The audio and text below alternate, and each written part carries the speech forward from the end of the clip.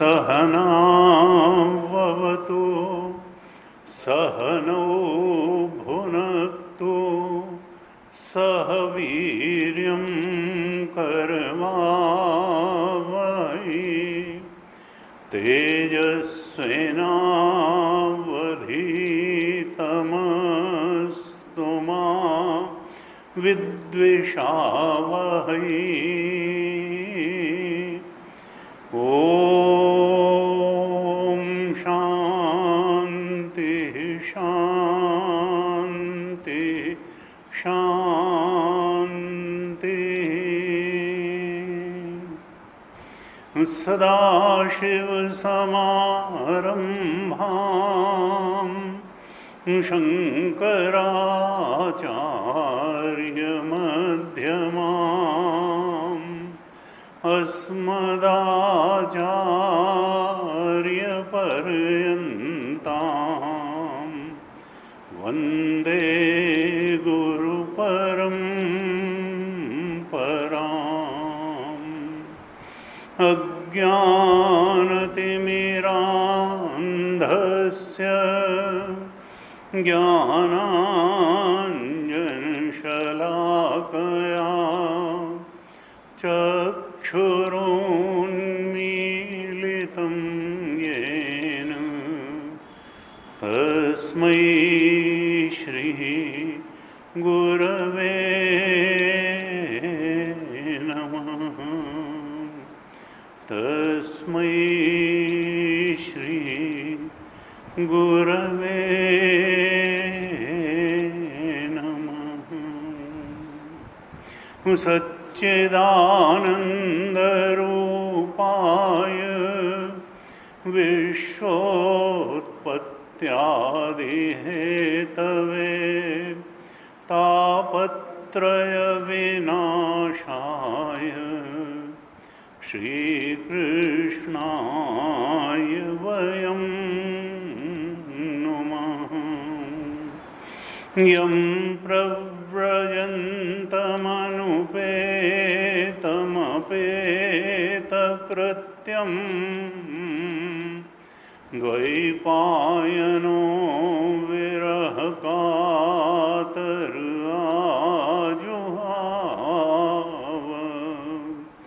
पुत्रेति तन्मयतया तरवोऽभिनेदुः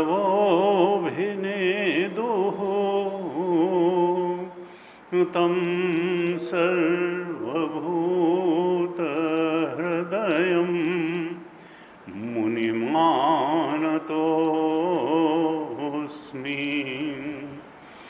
तं सर्वभूतहृदयं मुनिमानतोऽस्मि। नारायणं नमस्कृत्य नरं चैव नरोत्तमं देवीं सरस्वतीं व्यासं ततो जयमुदीरयेत्। कृष्णाय वासुदेवाय हरये परमात्मने प्रणतक्लेशनाशाय गोविन्दाय नमो नमः। प्रणतक्लेशनाशाय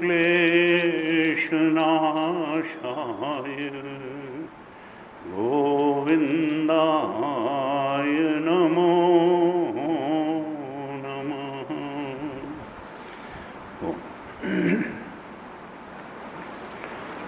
श्रीमद् भागवत महापुराण के दशम स्कंद पर हम चर्चा कर रहे थे और इसके लगभग 86 अध्यायों पर, दशम स्कंद में कुल 90 अध्याय हैं, उसके 86 अध्याय तक हम चर्चा कर ली थी और करीब करीब इसके अब अंतिम भाग में हम पहुंच चुके हैं। 4 अध्याय और बचे हैं। लेकिन जैसे हमने पिछली कक्षा में देखा कि भगवान कृष्ण, देखिए भगवान तो अपने भक्तों पे रीझ जाते हैं, उनकी भक्ति पर रीझ जाते हैं और हमेशा अपने भक्तों पर कृपालु रहते हैं, दयालु रहते हैं। हमेशा उनकी कृपा अपने भक्तों पर बनी रहती है। हमने चर्चा की, अखंडानंद महाराज कहते हैं भगवान की कृपा का मतलब क्या है? तो भगवान की कृपा का मतलब है भगवान द्वारा अपने भक्तों के प्रति किया गया पक्षपात।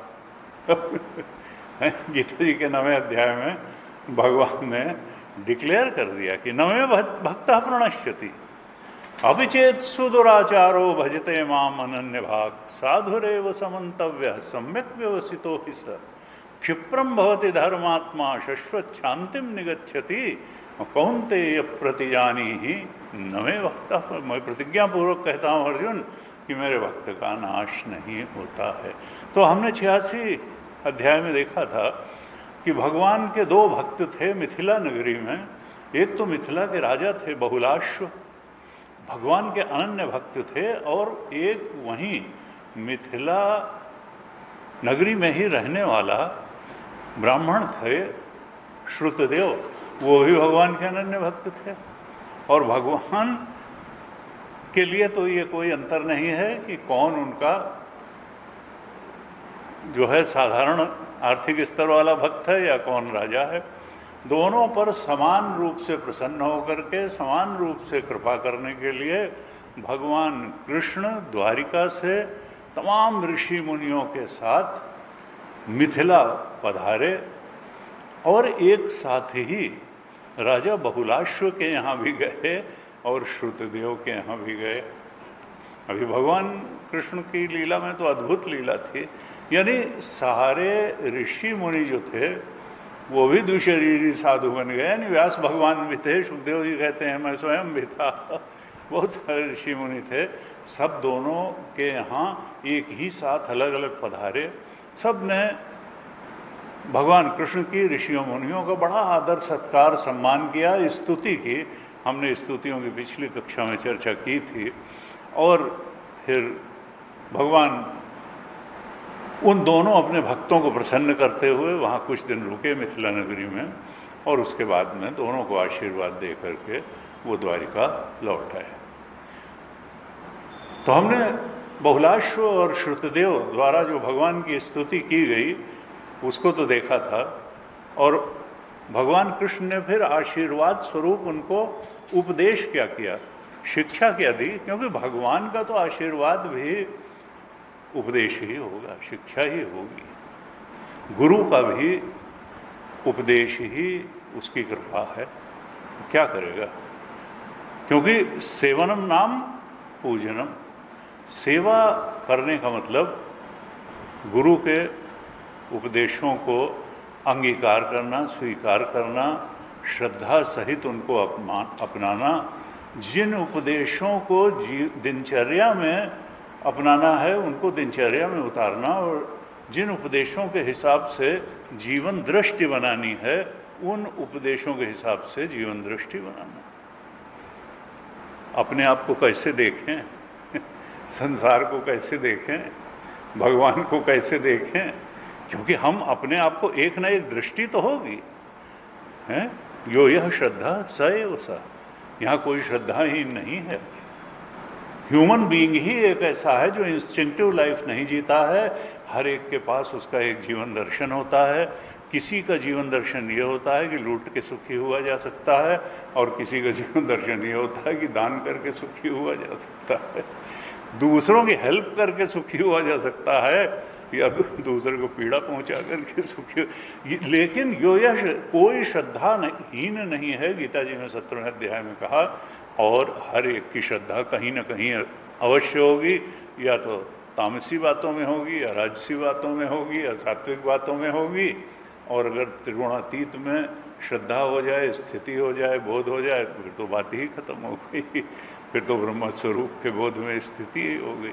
हमको धीरे धीरे सात्विक श्रद्धा अपनानी है, और इसीलिए भगवान के भी वचन हैं, संतों के भी वचन हैं, और सदशास्त्रों के भी वचन हैं।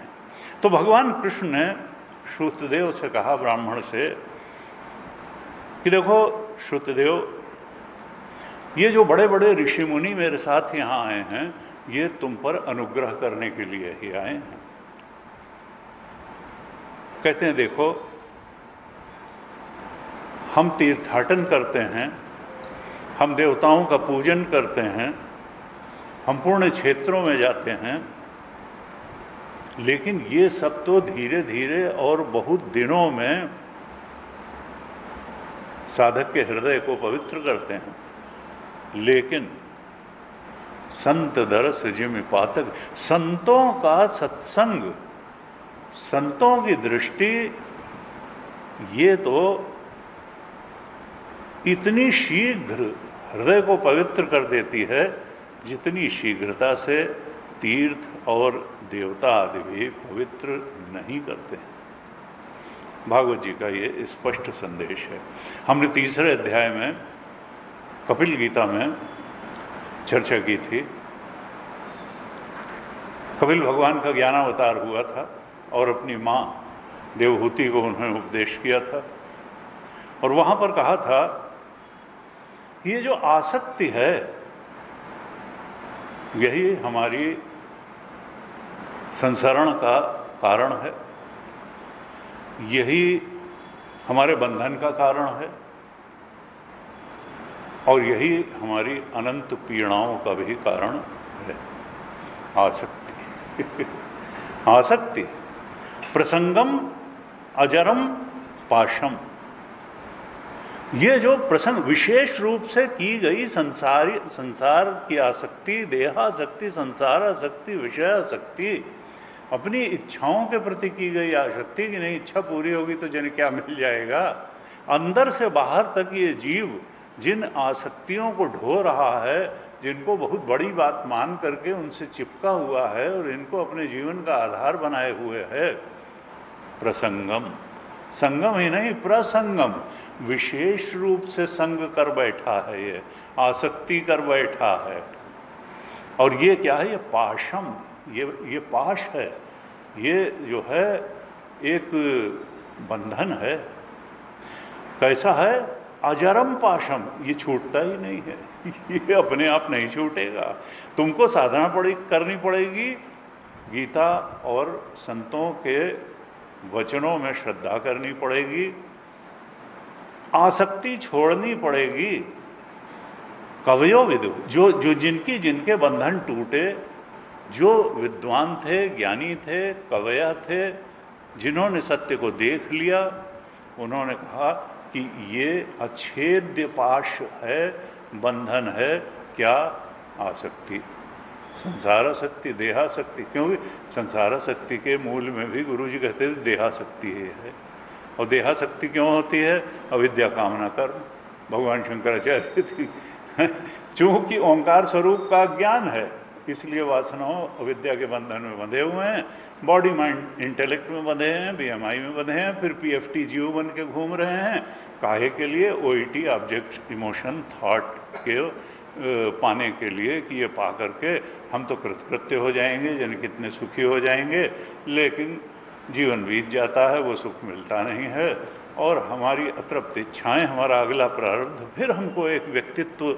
प्रदान कर देता है। जैसे पिछले प्रारब्ध ने ये व्यक्तित्व प्रदान कर दिया, ये शरीर प्रदान कर दिया, ये परिस्थितियां, ऐसे ही अगला प्रारब्ध, अगला शरीर, अगली परिस्थितियां, अगला जो है सब कुछ प्रदान कर देगा। ये एकदम से खत्म हो जाएगा, क्योंकि ये तो प्रारब्ध जन्य था, ये तो अज्ञान जन्य था, ये तो अविद्या जन्य था, ये तो कामना जन्य था, ये तो कर्म जन्य था। जैसे ही अगला प्रारब्ध मैच्योर होगा, पुराना फिर खोजो कहाँ गई, रज्जु सर्पवत, ये सब विलीन हो जाएगा और हम एक नया व्यक्तित्व लेकर के नई कामनाओं की पूर्ति के लिए एक नई माता के गर्भ में प्रवेश करके नया शरीर धारण करके फिर उसी उत्पात में फंस जाएंगे, जिस उत्पात में, जिस व्यामोह में हम इस शरीर में फंसे रहे, जिन आसक्तियों में। तो वहाँ कहा था प्रसंगम अजरम पाशम आत्मनः कवयो विदुः। जो विवेकी लोग हैं वो कहते हैं कि ये आसक्ति आत्मा का अछेद्य बंधन है, अजरम पाशम है आत्मा का ओंकार स्वरूप पर। तो फिर इसका इलाज क्या है? स एव साधुषु करतो मोक्ष द्वारम अपावृतम। यही आसक्ति जब किसी साधु पुरुष के साथ कर ली जाती है तो फिर ये मोक्ष का खुला हुआ द्वार हो जाती है। देह और संसार के साथ, अपनी इच्छाओं के साथ आसक्ति तो बंधन का कारण है, अछेद्य बंधन का कारण है, लेकिन वही आसक्ति जब सद्गुरु में हो जाती है, साधु पुरुष में हो जाती है, संत पुरुष के वचनों में हो जाती है, तो ये मोक्ष का खुला हुआ द्वार हो जाती है। वो आत्मबोध तक पहुंचा देती है, वो ओंकार स्वरूप के बोध तक पहुंचा देती है। इसलिए वहाँ कपिल महाराज अपनी माता देवहूति से कहते हैं कि आसक्ति, संसारासक्ति, देहासक्ति, बंधनकारी आसक्ति को छुड़ाने का जो सबसे सरल और सटीक उपाय है वो है किसी बोध प्राप्त संत से आसक्ति कर लेना। तब फिर क्या हो? सैव साधु शुक्रतो मोक्ष द्वारम। किसी साधु से अगर आसक्ति हो जाए, और साधु है कौन? क्योंकि आजकल जो है जिसको देखिए वही अपने को साधु कहने को तैयार है और विचित्र विचित्र फिलॉसफी बताता है? हाँ, तो कोई है नहीं, खैर उसी में क्रिटिसाइज हुए बिना तो कोई रहा ही नहीं। हैं अच्छे से अच्छे लोग साधु हो तो भी लोग उंगली भी उठाने लगते हैं। इसलिए ये निर्णय तो खुद ही करना है कि कौन साधु है, कौन आसक्ति करने लायक है और कौन जो है दूर रहने लायक है, दूर से प्रणाम करने लायक है। तो यहाँ पर जो है कपिल भगवान अपनी माता देवहूति को यह भी बता देते हैं कि साधु है कौन। कहा वहाँ पर तितिक्षव कारुणिका सुहृदः सर्वदेहि नाम। तितिक्षा होगी उनके जीवन, भोग परायण जीवन नहीं होगा, तितिक्षा का जीवन होगा।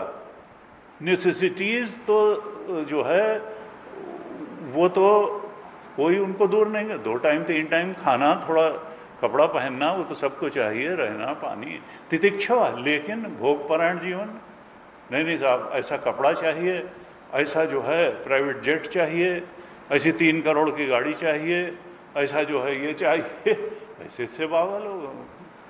तुलसीदास जी ने कहा तपसी धनवंत और दरिद्र ग्रही। कलयुग जब होगा तो गृहस्थ तो बेचारा दरिद्र और कम पैसे वाला होगा, और ये जो सो काल तपस्वी त्यागी महात्मा होंगे इनका बहुत पैसा होगा।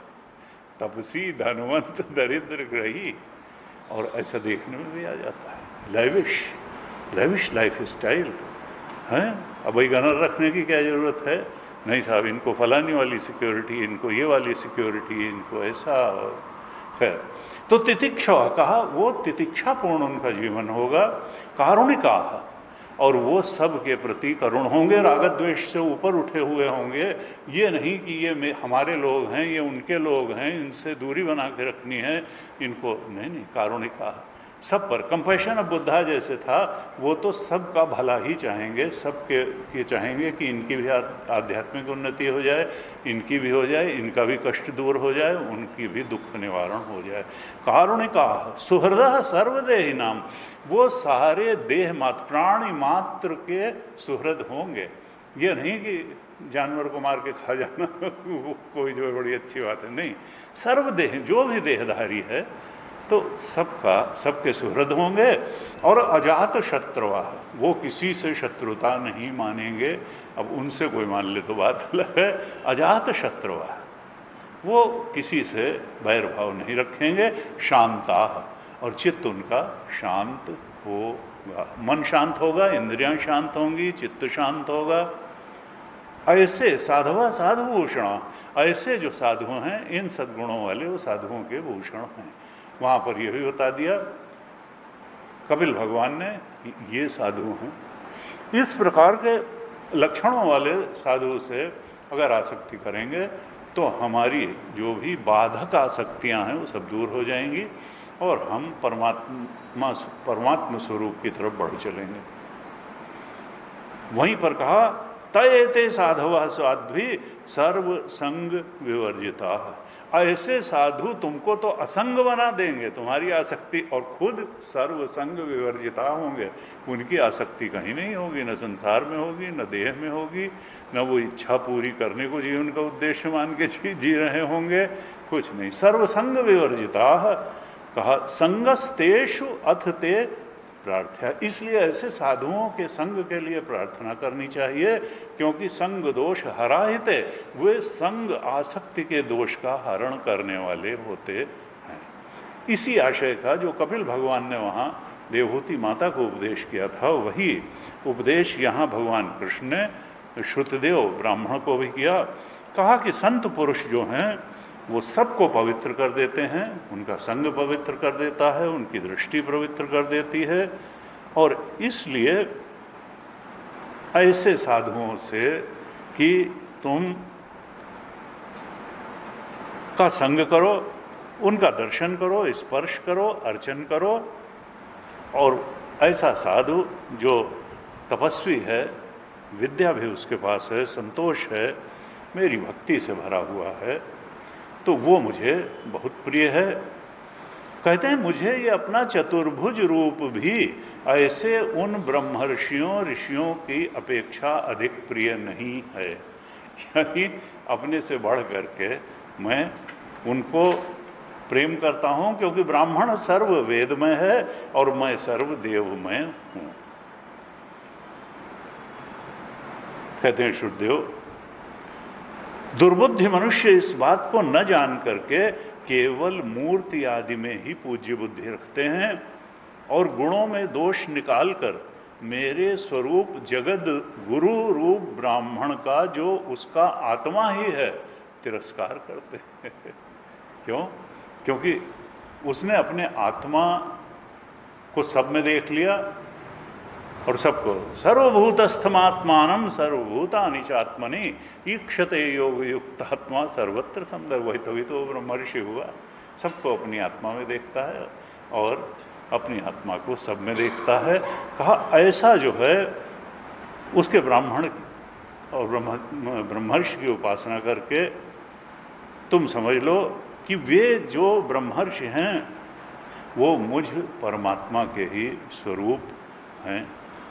तुम इन ब्रह्मर्षियों को मेरा ही स्वरूप समझकर पूरी श्रद्धा से इनकी पूजा करो, और अगर तुम ऐसा करोगे तो समझ लो तुमने मेरा पूजन कर लिया, और नहीं तो बड़ी बड़ी पूजन सामग्रियों से भी मेरी पूजा नहीं हो सकती है।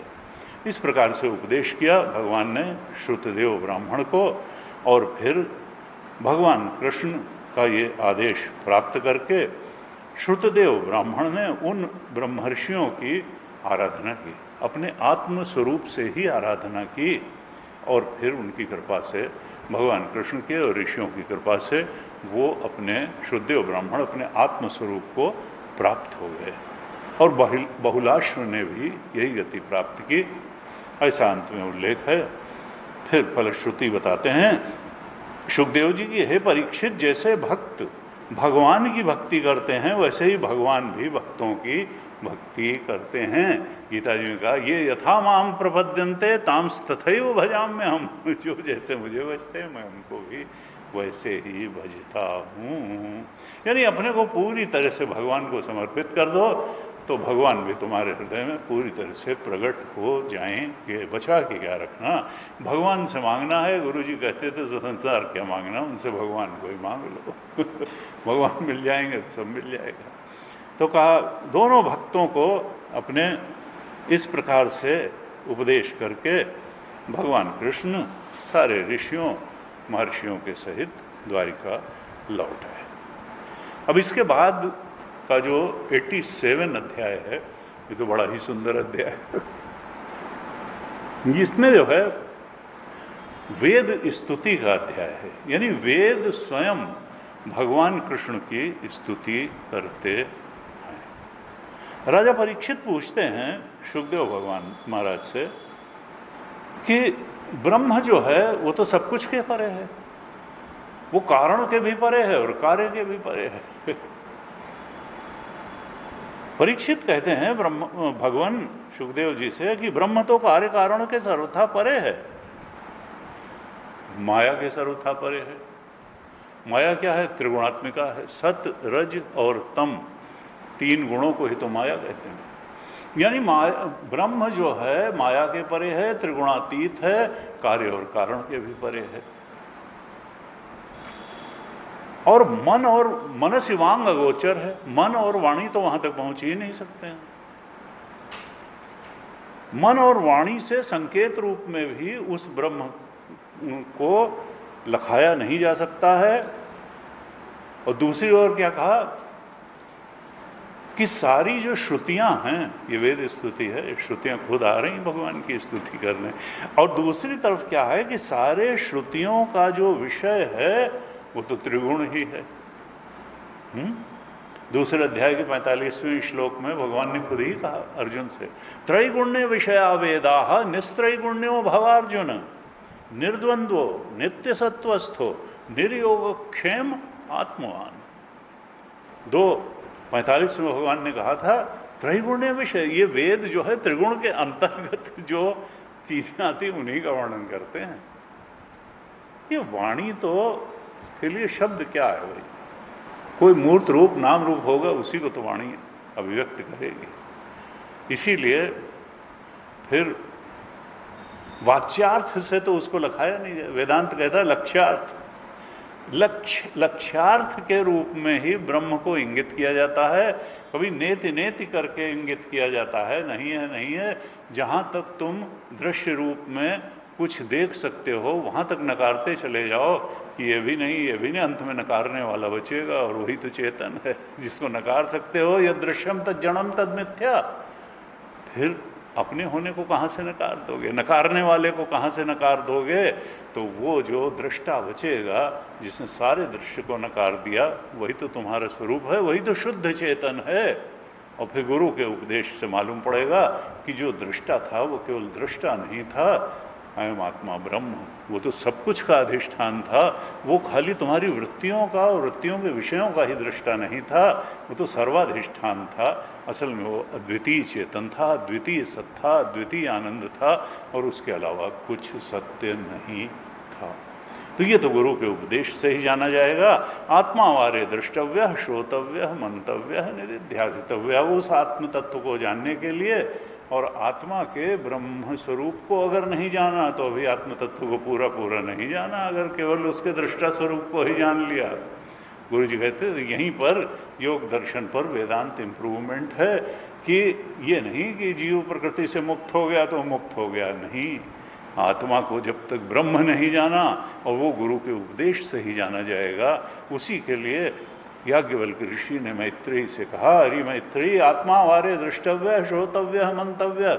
आत्मा के सच्चे स्वरूप अर्थात ब्रह्म स्वरूप अर्थात सर्वाधिष्ठान रूप, सर्व प्रकाशक और सर्वाधिष्ठान स्वरूप को जानने के लिए गुरुमुख से श्रवण, मनन और उस नॉलेज पे, संशय रहित ज्ञान पे मेडिटेट करके ही उसको पाया जा सकता है, उस बोध में स्थित हुआ जा सकता है, उस कैवल्य के बोध में स्थित हुआ जा सकता है जो वेद जिसकी तरफ इशारा करते हैं, गीता जिसकी तरफ इशारा करती है, उपनिषद जिधर इशारा करते हैं और भागवत जी भी जिधर इशारा कर रहे हैं। तो यहाँ पर कहा, परीक्षित कह रहे हैं सुखदेव जी भगवान से, महाराज से कि भगवान ब्रह्म तो कार्य कारण के परे है, त्रिगुण के भी परे है।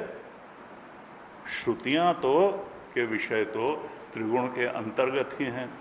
फिर श्रुतियां निर्गुण ब्रह्म का प्रतिपादन किस प्रकार कर सकती हैं और किस प्रकार करती हैं? क्योंकि ब्रह्म तो त्रिगुण के पार है, वो तो निर्गुण है, वो तो गुणातीत है, वो तो मायाधीश है और मायातीत है। उसका कैसे वर्णन करती हैं? सुखदेव जी कहते हैं, परीक्षित, श्रुतियां निश्चित है कि सगुण का ही निरूपण करती हैं, लेकिन जब हम श्रुतियों के अर्थ पर विचार करते हैं तो उसका तात्पर्य निर्गुण ही निकलता है। और विचार करने के लिए ही भगवान ने जीवों को ये बुद्धि दी है, इंद्रियां दी हैं, मन दिया है और प्राण दिया है। यानी ये जो पंचकोश दिए हैं, ये आत्मस्वरूप, आत्मा के ब्रह्मत्व के स्वरूप पे विचार करने के लिए ही भगवान ने दिए हैं, कृपा करके मनुष्य को। और कोई प्राणी के पास इतना उन्नत शरीर, इतनी उन्नत फैकल्टीज हैं नहीं उन्नत कोश की वो विचार करके, गुरु के शरणागत हो करके, सदग्रंथों पर चिंतन मनन करके और स्वरूप बोध तक पहुंच सके। कहा इसीलिए भगवान ने दी हैं मनुष्य को बुद्धि, इंद्रिय, मन और प्राण, कि वो इनका उपयोग करके, मन, इंद्रिय, बुद्धि का उपयोग करके धर्म, अर्थ, काम या मोक्ष सबको प्राप्त कर सकता है। अब ये तुमको स्वयं निर्णय करना है कि हमको हमारा चरम परम लक्ष्य अर्थ प्राप्त करना ही है, या कामनाओं की पूर्ति करना ही है, या धर्माचरण करना ही है, पुण्य पाप का अर्जन करना ही है, या स्वरूप बोध में दृढ़ता से स्थित हो करके मुक्त हो जाना ही हमारा चरम पर लक्ष्य है। तो संतों ने कहा देखो, चतुर्थ पुरुषार्थ जो है, वास्तविक पुरुषार्थ तो वही है, पहले के तीन पुरुषार्थ तो सपोर्ट करने के लिए हैं। उस चरम और परम पुरुषार्थ मोक्ष तक ले जाने के लिए साधन रूप में तो स्वीकार्य हैं, लेकिन वो साध्य रूप में स्वीकार्य नहीं है। साध्य रूप तो मोक्ष ही है। साधन धाम मोक्ष कर द्वारा पाए, न जेहि परलोक समारा, सो परत्र दुख पावे, सिर धुनि धुनि पछताए, काल ही कर्म ही ईश्वर ही मिथ्या दोष लगाए। ऐसे संतों ने कहा, तुलसीदास जी ने कहा देखो ये प्राण जो हैं ये जीवन धारण करने के लिए हैं, श्रवणादि इंद्रियां जो है महावाक्य का श्रवण करने के लिए हैं, और मन जो है आत्मस्वरूप पर मनन करने के लिए है। बुद्धि श्रुतियों के तात्पर्य निर्गुण स्वरूप, इस चेतना के निर्गुण एक अखंड सर्वव्यापक स्वरूप का साक्षात्कार करने के लिए है। और इसलिए श्रुतियां वैसे सगुण का प्रतिपादन करती हैं, लेकिन उनका तात्पर्य वस्तुतः निर्गुण ही है, क्योंकि गुणातीत है, मायाधीश है, वह परम सत्य ब्रह्म तत्व।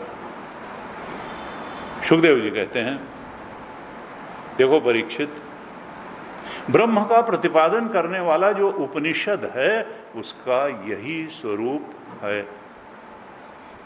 सनकादि ऋषियों ने इसी अयम आत्मा ब्रह्म, आत्मा के इसी ब्रह्म स्वरूप को अपने निश्चय में धारण किया था, और जो भी मनुष्य इसे श्रद्धापूर्वक धारण करता है वो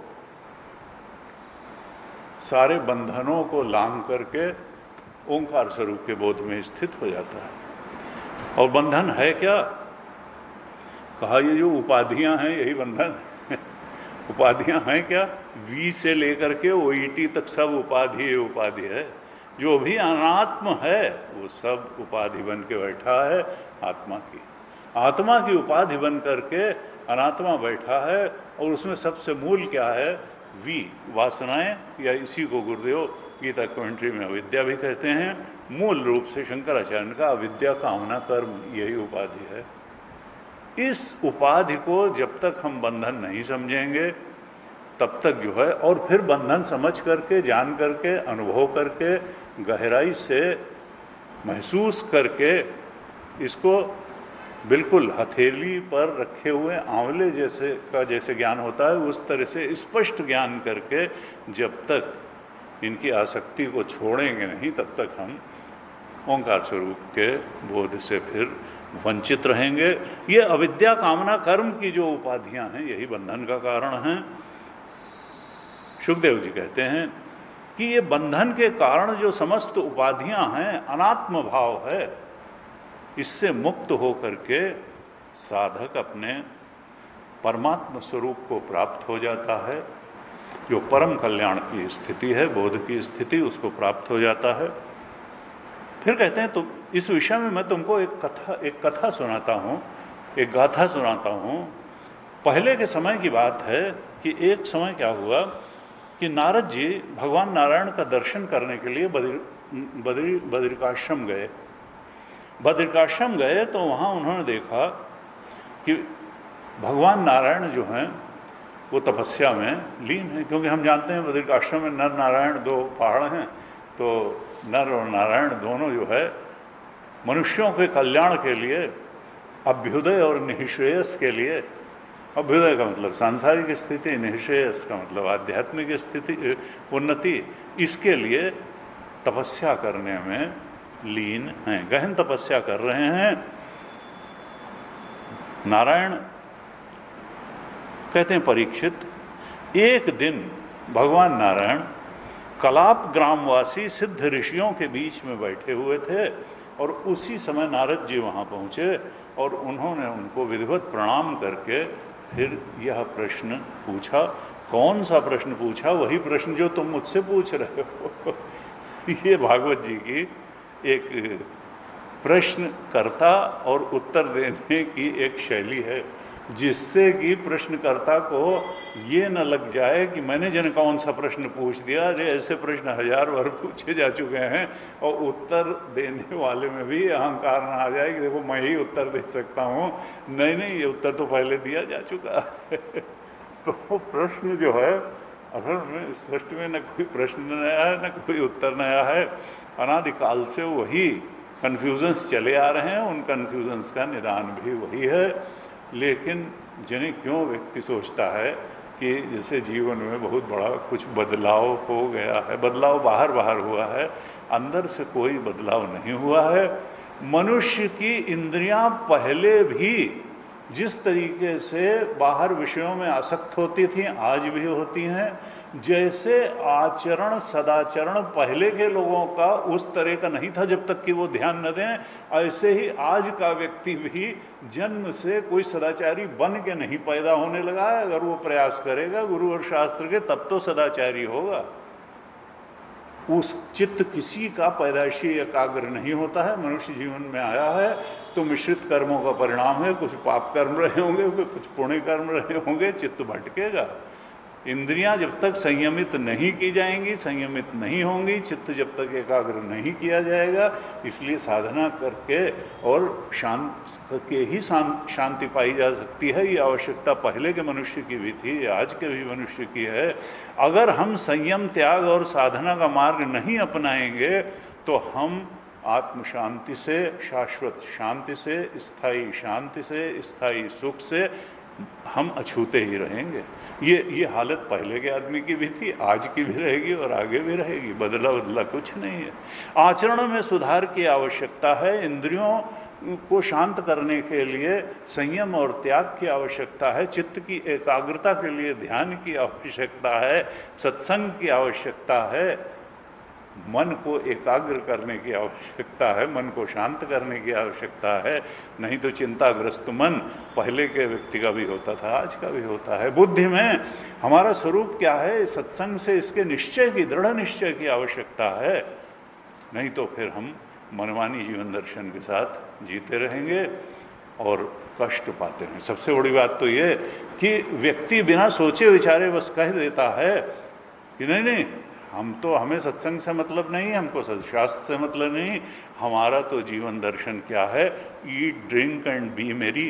अरे मूर्ख व्यक्ति, अगर ईट ड्रिंक और बी मेरी से ही आदमी को शांति, सुख और स्थायी कोई संतोष, रति, तृप्ति मिल जाती तो हमारे ये महापुरुष मूर्ख नहीं थे जो सत्संग, स्वाध्याय, साधना पर बल देते, जो संयम और त्याग के जीवन पर बल देते। सदशास्त्र वही कहते हैं, महापुरुष वही कहते हैं, तुम कोई अपनी नई दुनिया बना करके नया जो है ढबली बजाओगे, ईट ड्रिंक एंड बी मेरी, ये सुख पाने का साधन नहीं है, न था, न है, न होगा। कुछ देर के लिए तुम बेहोश जरूर हो सकते हो दुखों के प्रति, लेकिन जो अगर अनंत पीड़ा में तुम हो तो बार बार जो है वो खड़ी हो जाएगी आकर के सामने अनंत पीड़ा। किसी ने कहा कि भाई देखो, हम कई बार अल्प संतोषी हो के नहीं नहीं ऐसे हमको मिल जाएगा, ये मिल जाएगा।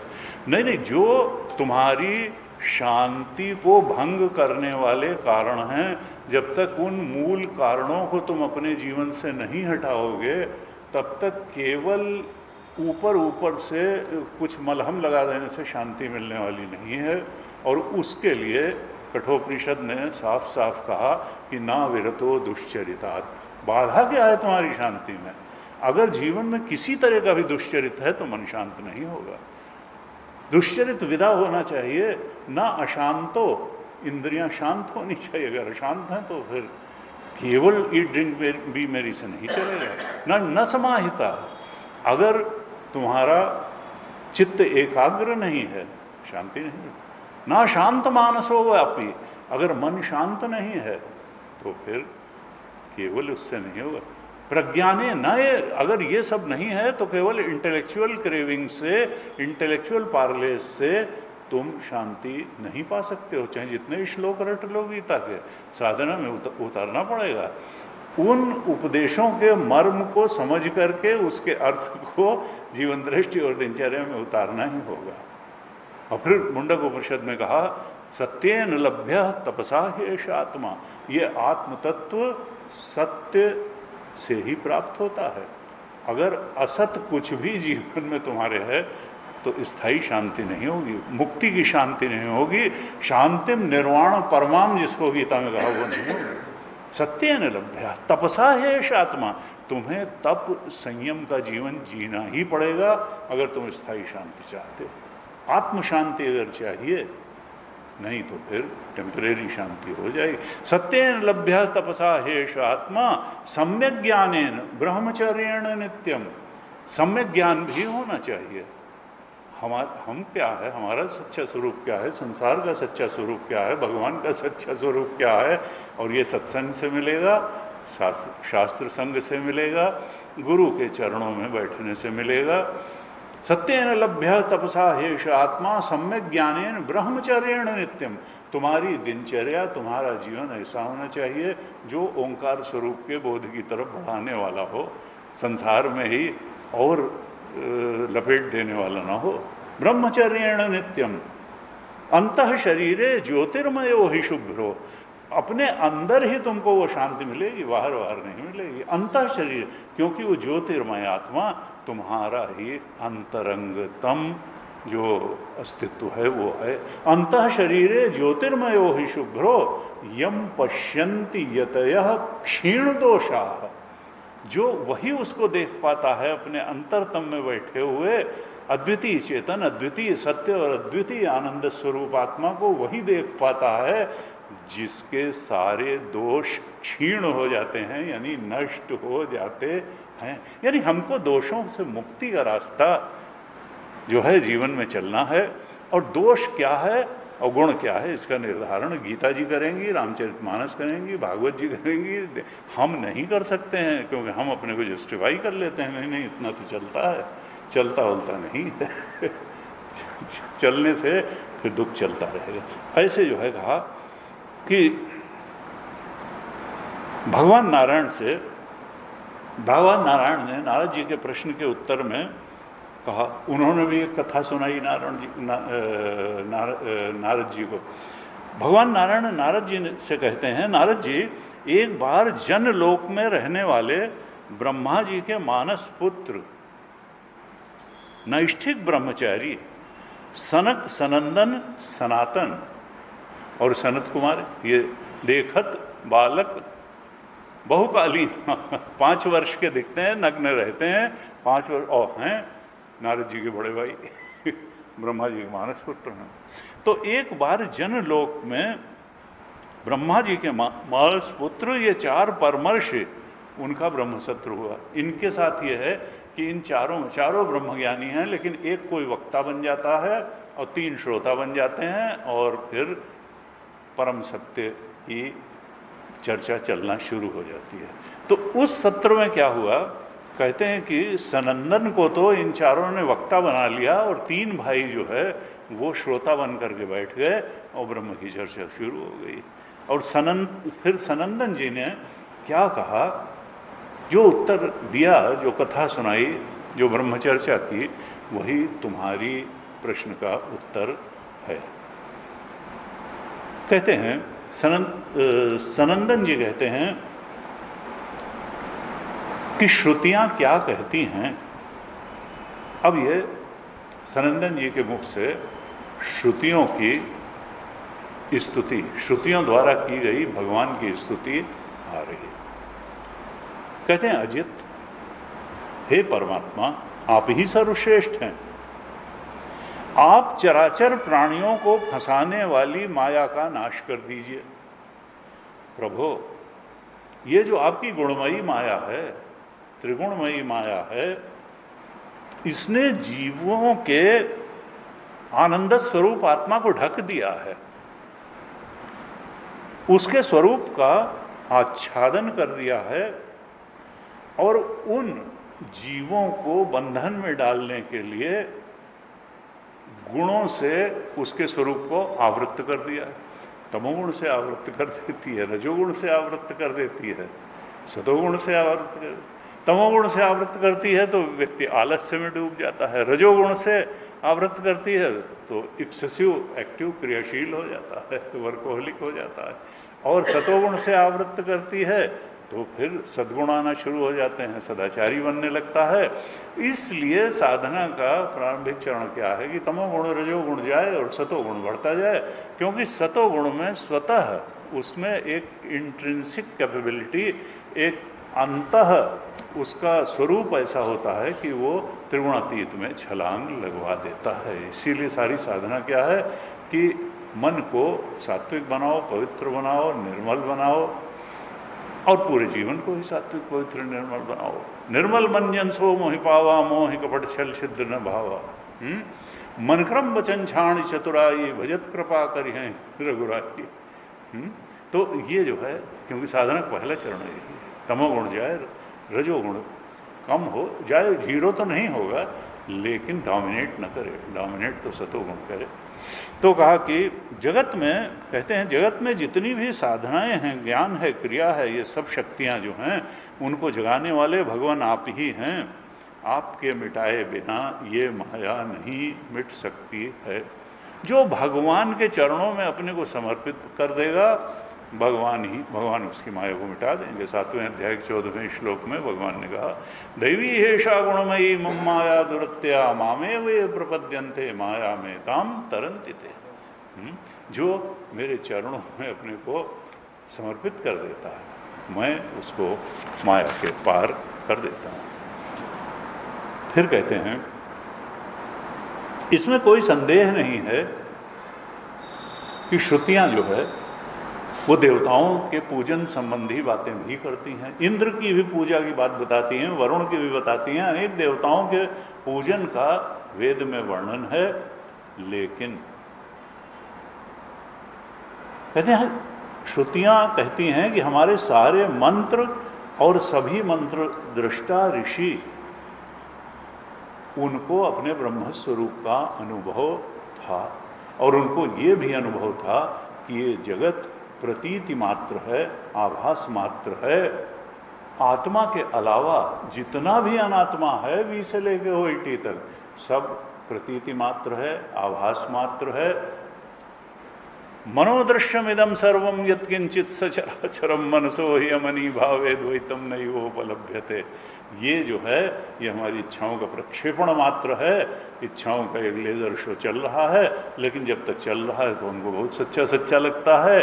और जैसे ही हमारा ये शरीर शांत होता है, नया प्रारब्ध तो एक नया लेजर शो शुरू हो जाता है। हम उसी को सच्चा मान के उसी में फिर जिन्हें कब से अनादिकाल से जीव की यही लीला चल रही है कि विषयानुपसेवते 15 करते क्या हो अगले शरीर में जाके उसी तरह विषयों का सेवन करते हो जैसे इस शरीर में। इसलिए भगवान के चरण पकड़ के जीना अच्छा है। इच्छाओं की गुलामी नहीं, भगवान की गुलामी करके भगवान के शरणागत होकर के रहना है। कहा ये जगत जो है, ऋषि जानते हैं कि जगत प्रतीति मात्र है और वो उनको अपने ब्रह्म स्वरूप का अनुभव है। क्योंकि जब ये जगत महाप्रलय में नहीं रहता है तब भी भगवान तो रहते हैं, ब्रह्म तो रहता है। कहते हैं जैसे एक मिट्टी से ही घड़ा बनता है, सुराही बनती है, कुल्हड़ बनता है, सकोरा बनता है। एक मिट्टी से बने हुए सारे जो बर्तन हैं, जो विकार हैं, वो मिट्टी से ही पैदा होते हैं और मिट्टी में ही लीन हो जाते हैं।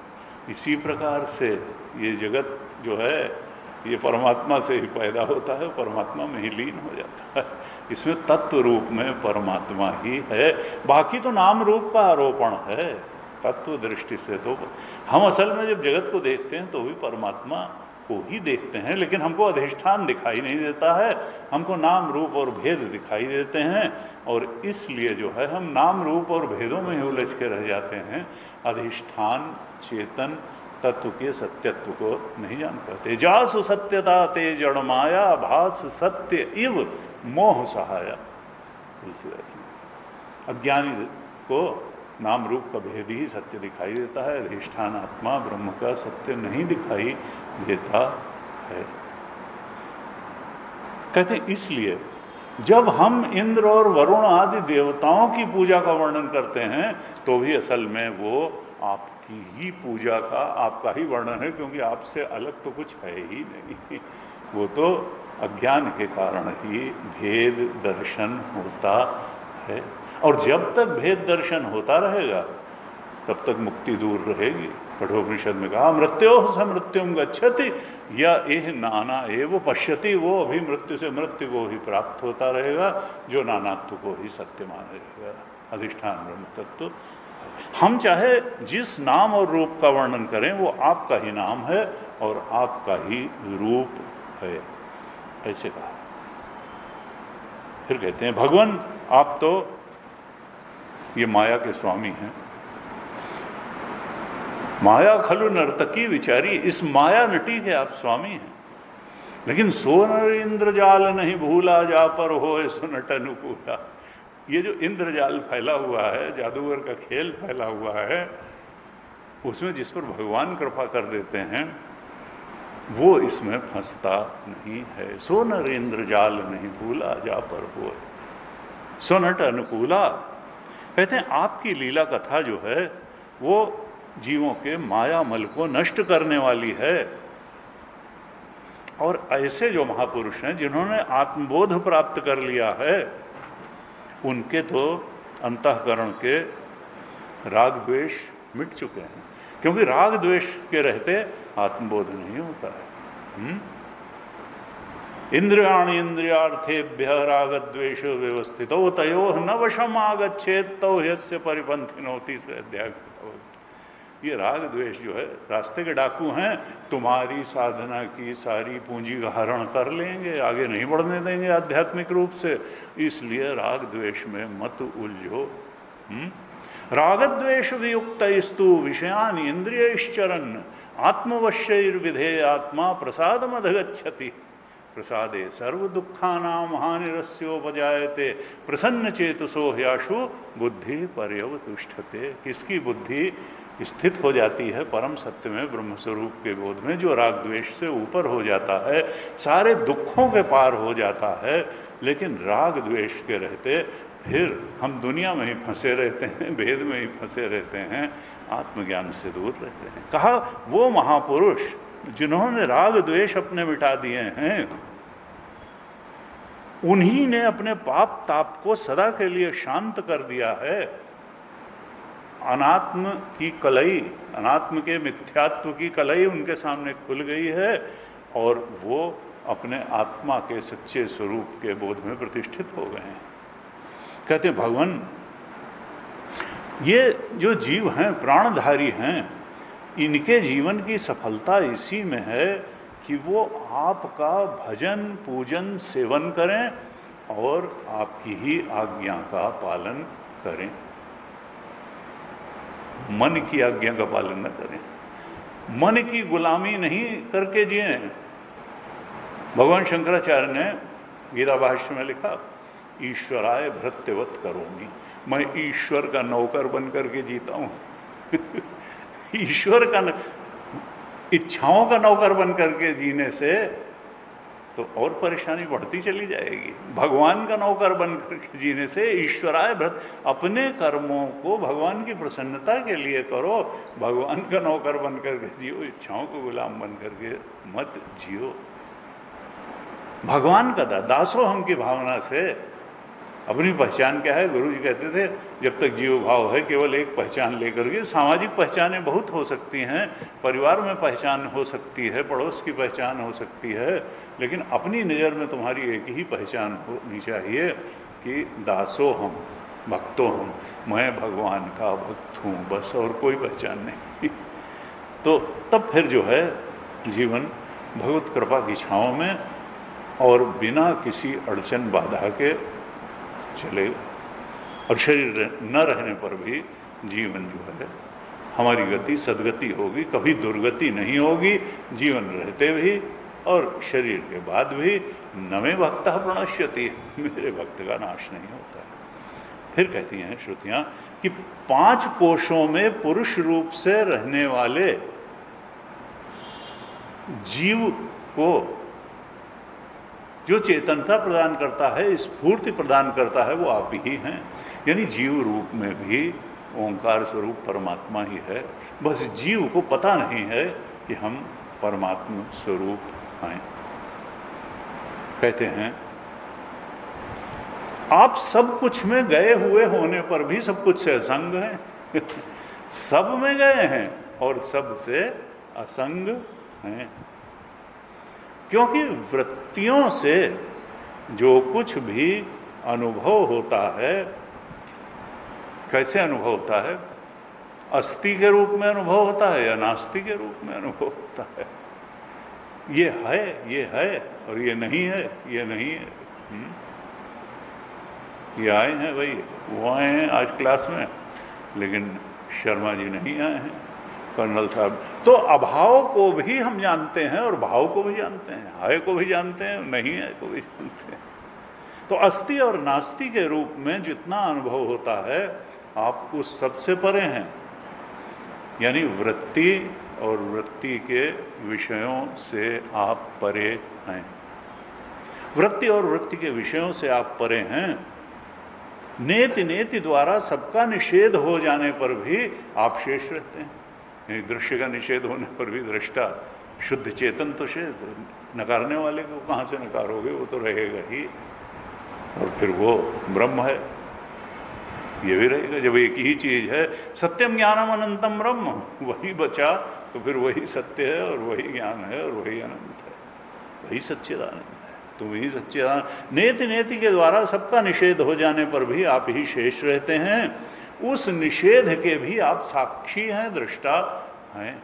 जब निषेध करने को कुछ नहीं बचा, न वृत्ति बची न वृत्ति के विषय बचे, तो भी निषेध करने वाला तो बचा।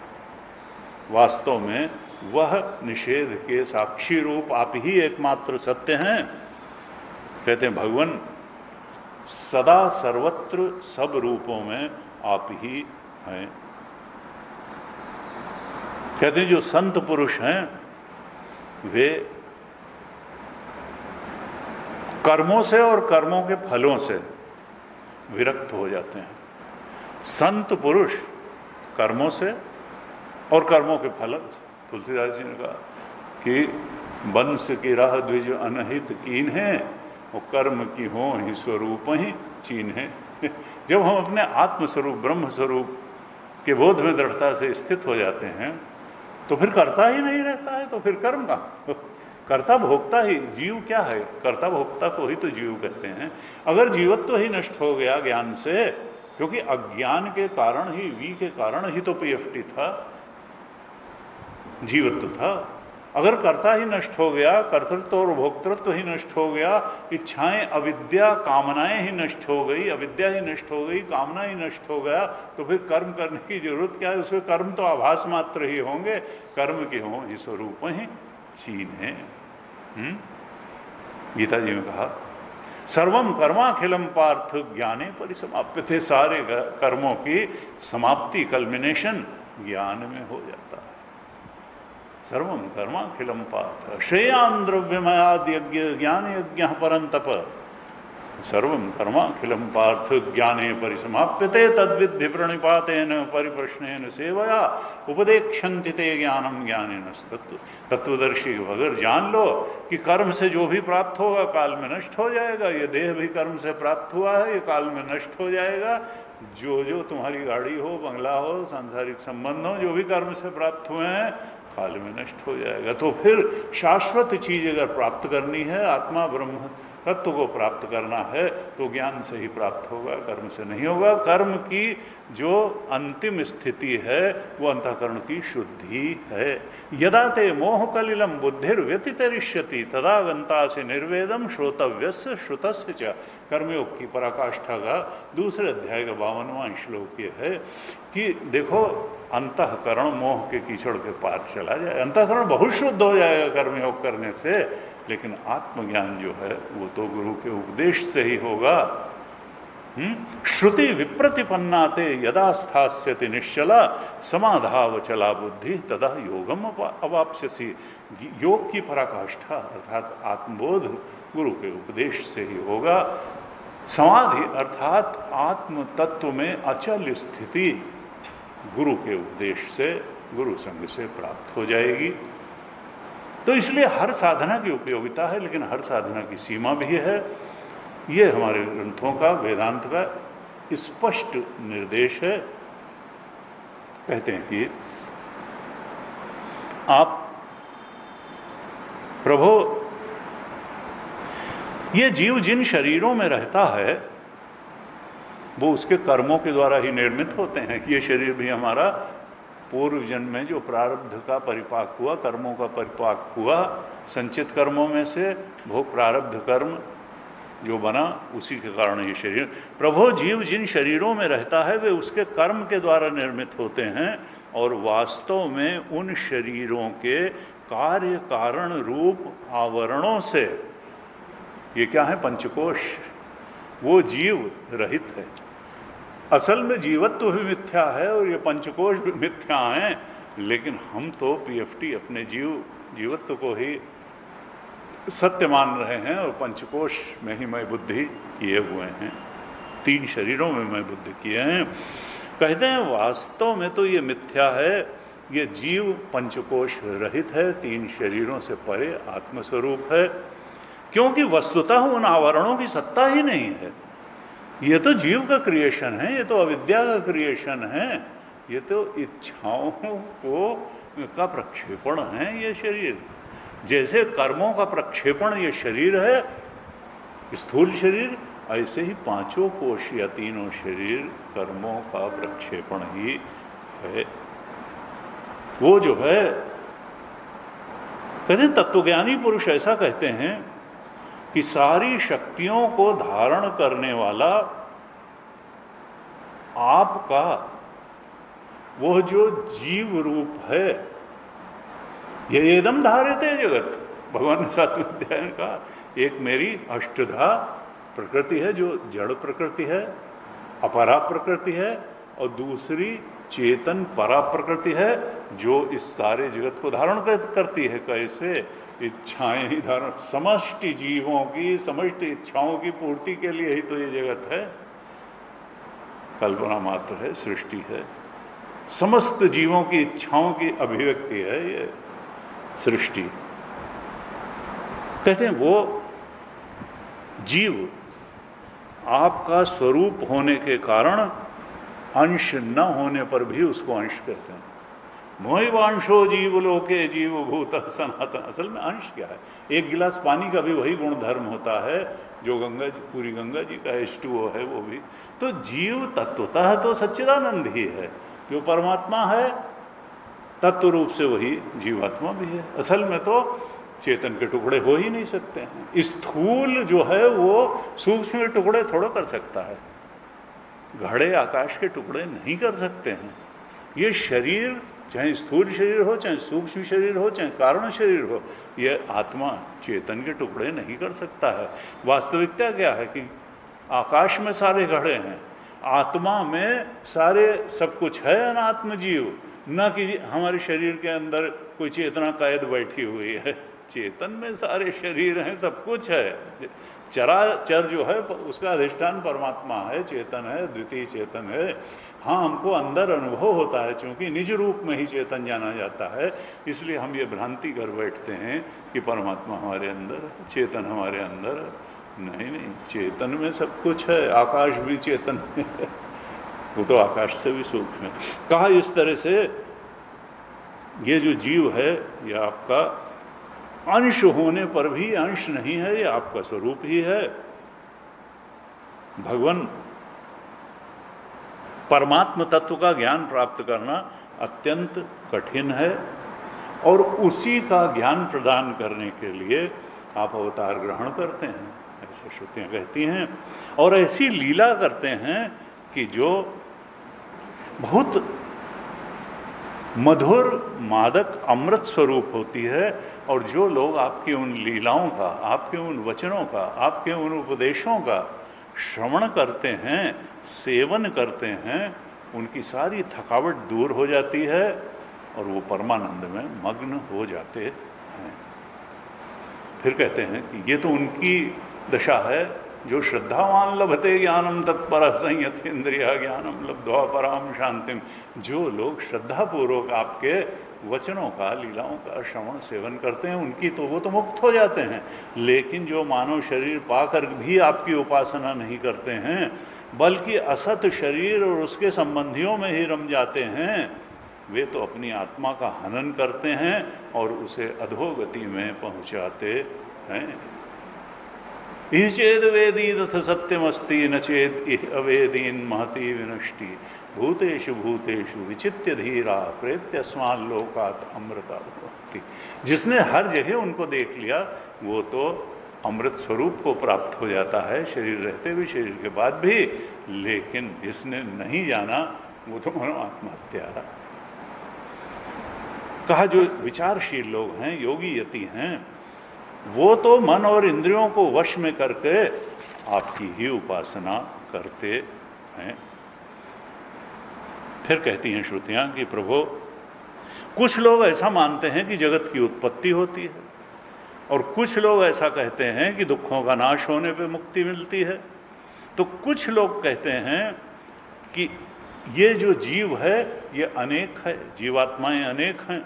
तो कई लोग ऐसा मानते हैं कि कर्म के द्वारा जो प्राप्त होने वाले लोक और परलोक हैं वो व्यावहारिक रूप से तो सत्य ही हैं। अब कहते हैं कि इस प्रकार का भेद ज्ञान केवल अज्ञान से होता है। जगत की कोई उत्पत्ति न कश्चित जायते जीवा संभवोस्य न विद्यते एतत् तद उत्तमम सत्यम यत्र किंचन न जायते। अद्वैत तत्व की आखिरी कारिका में गौड़पादाचार्य जी ने कहा न कश्चित, असल में कुछ पैदा हुआ ही नहीं, ये तो अज्ञान के कारण भेद दिखाई देता है। चीज़ें पैदा हुई रहती है, मरती दिखाई देती हैं। वास्तविकता क्या है, सत्य क्या है कि न कश्चित जायते जीवा संभव चेतना में परिणमन संभव ही नहीं है, क्योंकि दूसरी चीज है ही नहीं। एक में व द्वितीयम जब चेतन है तो उससे परिणमन होकर कुछ थोड़ा पैदा, और अगर परिणमन होकर के पैदा नहीं हुआ है तो बिना परिणाम के फिर जगत की स्थिति कैसी होगी? जैसे रस्सी में सांप की स्थिति, यानी दिख रहा है नहीं।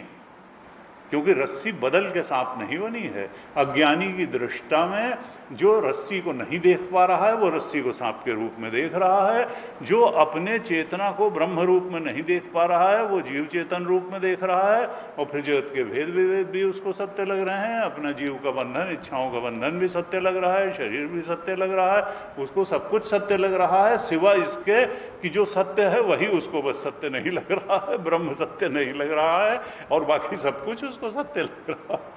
और जो है यही है मोह, मोह सकल अनरथ कर मूला, तंते पुण्य बुझाएं बहुसूला, कामवाद कफलो भपारा क्रोध पित्त नित छा।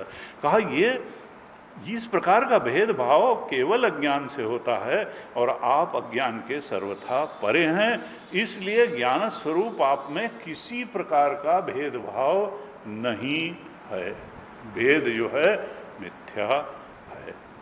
ये 87 अध्याय के 25वें श्लोक में कहा। यानी कहना क्या चाहते हैं, वही जो वेदांत का सर्वोच्च संदेश है, जो सर्वोपरि सिद्धांत है वेदांत का, कि देखो चेतन अद्वितीय है, उसके अलावा किसी की सत्ता नहीं है, चेतना की ही अद्वितीय सत्ता है। सत्ता है मतलब वही चेतन अद्वितीय है, वही अद्वितीय सत्य है, और वही अद्वितीय आनंद है। उसी की तलाश है, आनंद की तलाश, सुख की तलाश, अपने स्वरूप आनंद की तलाश है, स्वरूपानंद की तलाश है, चेतनानंद की तलाश है, सत्यानंद की तलाश है, अपने आप की तलाश है। लेकिन वो अंतर्मुखता से प्राप्त होगी, बहिर्मुखता से प्राप्त नहीं होगी, संसार में खोजने से नहीं मिलेगी। अपने ही बुद्धि गुहा में, अपने ही आचरण को शुद्ध बना के, मन को निर्मल बना करके, बुद्धि को ऋतंभरा बना करके, ज्ञान से भरी हुई बना करके, दृष्टया तो अग्रया बुद्धिया सूक्ष्मया सूक्ष्मदर्श भी कठोपनिषद में कहा, अत्यंत सूक्ष्म और पैनी और पवित्र बुद्धि से उसको अपने अंदर ही जान लिया जाता है। तो जब चेतन अद्वितीय है तो फिर वास्तविकता क्या हुई कि उसमें वृत्ति भी उठ नहीं सकती है, वृत्ति भी झूठी है, वृत्ति के विषय भी झूठे हैं। फिर क्या इच्छाएं और भय जो हमें सताते हैं वो क्या सत्य हैं? इच्छाएं और भय भी झूठे हैं। भय होता व्यक्ति को किसका है?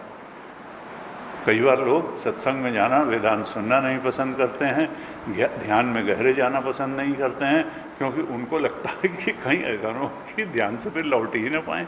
यानी व्यक्तित्व को खोने का बहुत बड़ा डर रहता है। ये गौड़बादाचार्य जी ने लिखा उसमें कि ऐसा ना हो कि, क्योंकि भाई कोई कह दे कि तुम व्यक्ति हो ही नहीं, तुम तो ब्रह्म हो, तो व्यक्ति तो गया, फिर हमेशा के लिए व्यक्तित्व विदा हुआ।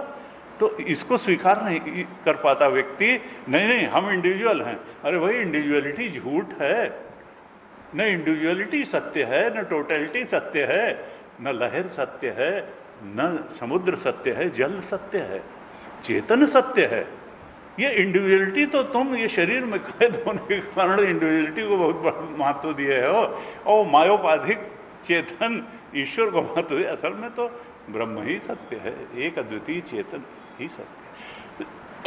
तो अद्वितीय चेतन ही है, उसमें देखा वेदांत कहता है वृत्ति भी झूठ है, वृत्ति के विषय भी झूठ हैं, इच्छाएं भी झूठ हैं, और भय भी झूठ हैं, वासनाएं भी झूठ हैं, अज्ञान भी झूठ है, ये प्रारब्धजन्य व्यक्तित्व भी झूठ है। बस सत्य क्या है? एक ब्रह्मत्व ही सत्य है, ओंकार ही सत्य है। इस सब को अगर इस सब को झूठ के झूठ रूप में स्वीकार करने का साहस हम कर लें, और सत्य को सत्य के रूप में स्वीकार करने का साहस कर लें, तो अभी और यहीं मुक्त हो सकते हैं। और नहीं तो जब तक इन झूठी चीज़ों को ही हम पकड़ के थाम के बैठे रहेंगे, तब तक मुक्ति हमसे दूर रहेगी। इस प्रकार से कहते हैं। आज तो समय हो गया, अब बाकी का जो अध्याय है हम अगली कक्षा में इस पर विचार करेंगे। आज ही ओम पूर्णमदः पूर्णमिदं पूर्णात् पूर्णमुदच्यते पूर्णस्य पूर्णमादाय पूर्णमेवावशिष्यते। ओम शांति शांति शांति। हरि ओम। श्री गुरुभ्यो नमः। हरि ओम।